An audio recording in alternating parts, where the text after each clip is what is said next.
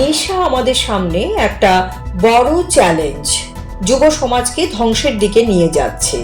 তা রোধ করতে হবে। এর জন্য সরকারের পাশাপাশি সাধারণ মানুষকেও এগিয়ে আসতে হবে। কথাগুলো বলেছেন সাংসদ রাজীব ভট্টাচার্য। বুধবার থেকে শুরু হয়েছে রাজধানীর ধলেশ্বরস্থিত প্রান্তিক ক্লাবের প্রান্তিক উৎসব। উদ্বোধনী অনুষ্ঠানে বক্তব্য রাখতে গিয়ে তিনি এই কথাগুলো বলেন। এবারের প্রান্তিক উৎসবে ক্লাবের পক্ষ থেকে নেশা মুক্ত ত্রিপুরা গড়ার স্লোগান তোলা হয়। এর জন্য উদ্যোক্তাদের প্রশংসা করেন সাংসদ রাজীব ভট্টাচার্য। অনুষ্ঠানে বিধায়ক রতন চক্রবর্তী, ক্লাব সভাপতি ডক্টর প্রদীপ ভৌমিক সহ অন্যান্য বিশিষ্ট জনেরা উপস্থিত ছিলেন। আগামী 29শে ডিসেম্বর পর্যন্ত চলবে এই প্রান্তিক উৎসব।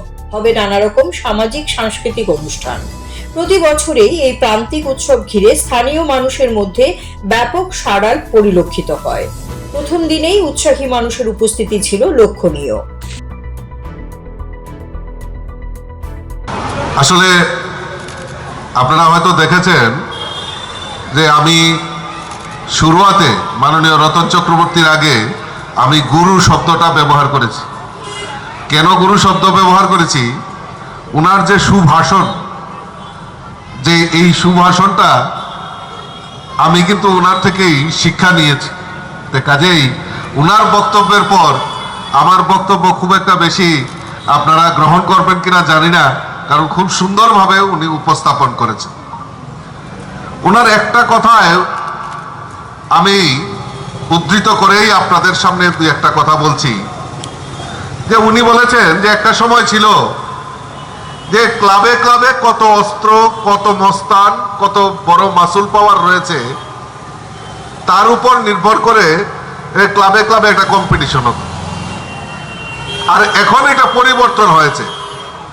এখন পরিবর্তনটা কি হয়েছে, যে কোন ক্লাবে কত সামাজিক ব্যক্তিত্ব, সমাজের প্রতিষ্ঠিত ব্যক্তিত্ব, তারা এগিয়ে এসে ক্লাবের দায়িত্ব নিয়েছেন। আর ক্লাব একটা কম্পিটিশন শুরু হয়েছে যে কে কত সামাজিক কাজে এগিয়ে আসতে পারে। ঠিক তদ্রূপ এই প্রান্তিক ক্লাবও সমাজের বিশিষ্ট ব্যক্তিরা এগিয়ে এসে এই ক্লাবকে সমৃদ্ধশালী করা এবং ক্লাবের দিশা নির্দেশিকা পরিবর্তন করে সুষ্ঠু সমাজ, সুষ্ঠু পরিবেশ গঠনের জন্য ওনারা এগিয়ে আসছেন। CERI TV, channel for news and entertainment.